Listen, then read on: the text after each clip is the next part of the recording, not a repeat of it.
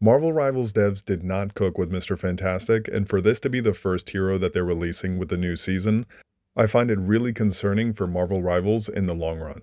And I can already hear the steam coming out of your ears, so just take a seat and let's talk about it. First things first, Marvel Rivals does not need another duelist, let alone two additional duelists with Johnny Storm. Now, I'm well aware that any hero shooter is going to have more duelist characters than they have tank or support characters. That's just the nature of the game. However, at this point, with a duelist problem and people picking so many DPS over support and tank, they could have easily made Mr. Fantastic another tank and alleviated at least a little bit of that.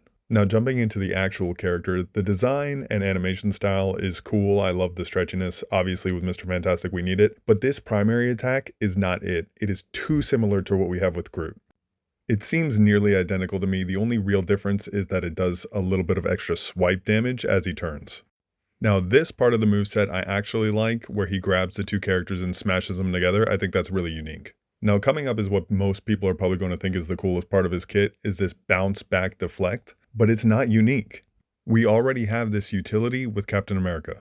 Jumping back to the positives, I think this move is pretty cool. If you pull your teammates in, they get a shield. If you pull the enemy in, you hurt them. But when he grows bigger, he just turns into baby-headed, stretchy Hulk. Now let's talk about his ult. It is literally just Bucky Barnes, armed and dangerous, again, again, again, which is arguably the most annoying ult in the game as it is, so we don't need something that's identical to it already.